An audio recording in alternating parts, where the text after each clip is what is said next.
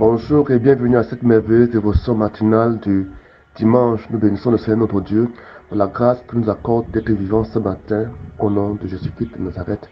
Amen. Père, nous te bénissons pour ce merveilleux jour, cette merveilleuse matinée. Viens prendre le contrôle de toutes nos vies. Nous te bénissons et te rendons grâce parce que tu le fais maintenant au nom de Jésus. Amen. Dans le livre de Philémon, ici, l'apôtre Paul écrit à son fils spirituel Philémon. Philémon est un homme, n'est-ce pas, d'un certain âge, il est aisé, puisqu'il a des esclaves. Il habite, n'est-ce pas, dans la ville de Colosse. Et dans sa maison, il y a l'église de Colosse qui se réunit, n'est-ce pas? Et Philémon donc, est donc un homme marié, certainement à Appia, sa femme. On va lire cela dans le livre de Philémon, verset 1. Alors Paul, certainement, va écrire le livre de Philémon pour la libération de Onésime, qui était un esclave qui avait pris fuite de chez Philémon, n'est-ce pas? Et certainement, il s'est retrouvé à Rome. Donc, il a rencontré Rome, il a rencontré l'apôtre Paul à Rome, et c'est sous le ministère de Paul qu'il a reçu Jésus-Christ. Donc, c'est ce que nous croyons. Alors, étant à Rome, Paul étant en prison, étant incarcéré, la Bible nous fait comprendre que Philémon lui avait rendu beaucoup de services étant en prison.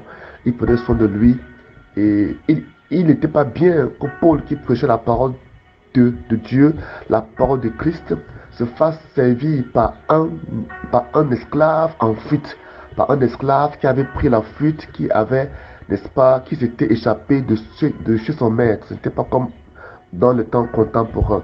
Alors voilà comment Paul va donc le renvoyer chez son maître, qui était aussi le fils spirituel de Paul. Il s'appelait Philémon.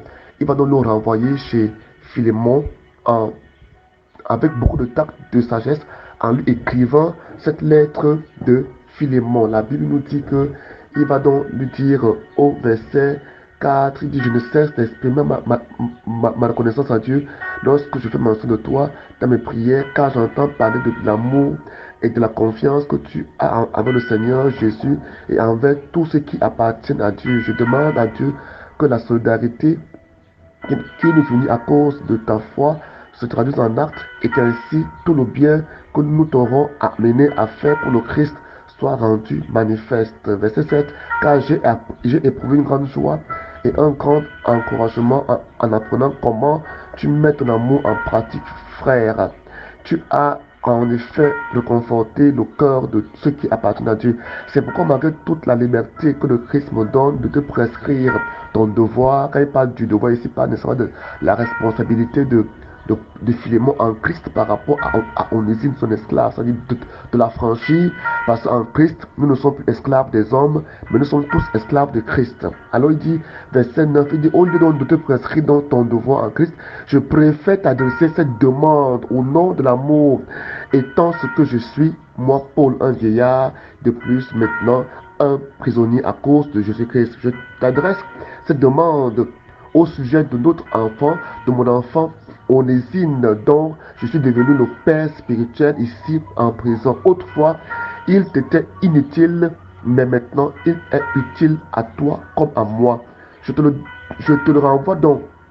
Lui qui est devenu comme une partie de moi-même, personnellement, je l'aurais volontiers gardé auprès de moi. Il aurait pu ainsi me rendre service à ta place alors que je suis en prison à cause de la bonne nouvelle. Je n'ai cependant rien voulu entreprendre sans ton consentement, pour que nos bienfaits que tu m'aurais ainsi accordés ne soient pas forcés, même en apparence, mais entièrement volontaires. D'ailleurs, qui sait, peut-être Onésime a-t-il été séparé de toi pour un temps afin que tu le retrouves pour toujours, non plus comme un esclave, mais bien plus qu'un esclave, comme un frère très cher. Il est tellement pour moi, combien plus le sera-t-il pour toi en tant qu'homme et en tant que frère dans le Seigneur. Par solidarité envers moi, accueille-le s'il te plaît, comme s'il s'agissait de moi-même. Si tu as été lésé par lui, ou s'il te doit quelque chose, porte cela sur mon compte. J'écris ce qui suit de ma propre main. Moi, Paul, je te rembourserai ses dettes. Et je ne veux pas te rappeler ici que toi-même, tu as une dette envers moi, à mon égard, c'est ta personne. Oui, frère, fais-moi cette faveur, à cause du Seigneur, réconforte mon cœur par l'amour de Christ. Je t'adresse cette lettre avec certitude que tu répondras à mon attente. Et même, je le sais que tu feras encore plus que ce que je demande. En même temps, prépare-moi une chambre. J'ai bon espoir de vous être rendu bientôt en réponse à vos prières. Voyez ici que Paul utilise beaucoup de sagesse. Ici, il montre clairement que le livre de Philémon a trois personnalités. Nous avons Paul, n'est-ce pas? Nous avons Philémon et Onésime. Nous avons, n'est-ce pas, Philémon qui est fils spirituel de Paul et avait certainement reçu l'évangile à Éphèse pendant les 2 ans quand Paul a prêché à Éphèse. C'est écrit dans Actes chapitre 19, n'est-ce pas? À partir du verset 1 sur verset 3, 4, bien sûr. Et Philémon était l'un de ceux-là qui, n'est-ce pas, ayant quitté, n'est-ce pas, Éphèse, ils sont venus donc implanter l'église à Colosse. Et étant un homme aisé, il avait beaucoup d'esclaves à son service, parmi lesquels Onésime. Et Onésime s'est échappé, parce qu'à l'époque, les esclaves s'échappaient. Il s'est échappé, et en s'échappant, il est allé vers Rome. Alors, il a donc croisé Paul et a cru en Jésus-Christ en suivant l'enseignement au travers de Paul. Alors Paul donc, qui va donc recevoir les services de Onésime, qu'il prenait soin de lui en prison, plus tard va le renvoyer parce qu'il fallait qu'il le renvoie. C'était pas bon, même pour la loi romaine ne permettait pas, n'est-ce pas, aux personnes d'utiliser des esclaves et qui s'était enfui, n'est-ce pas, des concessions. Alors Paul va donc le renvoyer vers son maître à cause de la justice de Christ, en lui demandant, n'est-ce pas, en lui faisant une demande, en lui adressant une demande de recevoir Onésime, non plus comme un esclave, mais comme un frère. Ça, c'était difficile. Alors, et si je dois faire comprendre que à l'époque, l'esclave libre était même plus malheureux qu'un esclave qui était, n'est-ce pas, encore dans la possession de son maître. Alors Paul va donc, n'est-ce pas, faire une intercession, une demande, et va, n'est-ce pas, prier, supplier Philémon d'accepter Onésime comme si c'est lui, Paul, qui était devant lui. Vous voyez ici que le statut de Onésime change à cause de la grâce de Dieu dans sa vie. Donc quand il rentre vers son maître ne doit plus l'accueillir comme étant un esclave fugitif qui doit recevoir une punition claire, mais il l'accueille non plus comme étant Onésime, mais comme Paul. Parce que Paul lui dit, accueille-le comme c'est moi-même, parce qu'il est mon fils spirituel comme toi, et s'il te plaît, tout ce qu'il te doit, moi je te paye. Voilà comment Paul manifeste l'amour de Christ en prenant même les dettes ainsi que les dégâts qu'Onésime aurait pu causer dans la concession de Philémon. C'est ce que Jésus a fait dans ta vie. Jésus-Christ, n'est-ce pas, devant le Père, n'est-ce pas, a fait cette intercession devant le Père pour toi et pour moi, et a pris nos dettes. Il a pris nos dettes, il a payé, n'est-ce pas, le prix que présentaient nos péchés en acceptant de mourir sur la croix pour toi. Ça fait que devant Dieu, quand il te voit, il voit Jésus-Christ en toi. C'est la même intercession que Paul a fait, n'est-ce pas, pour Onésime devant Philémon.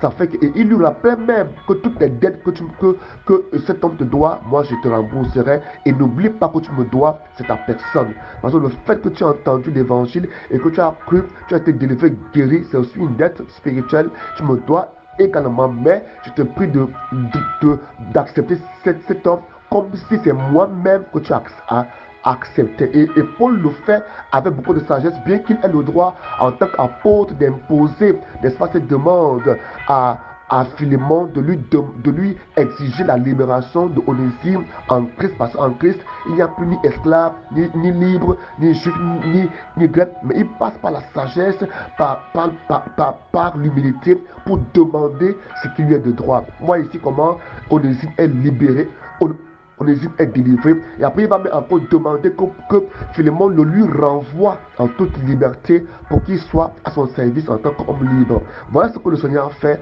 Il t'a libéré de l'esclavage, toute forme d'esclavage, que ce soit spirituel, physique, financier, matériel, quels que soient les esclavages, les dettes, il t'a libéré par son sang. Donc ici, au travers de l'histoire de Paul, Onésime Et finalement, nous voyons l'histoire de Jésus, nous voyons l'histoire de Jésus-Christ, Dieu et nous. Soyez bénis au nom puissant de Jésus-Christ de Nazareth.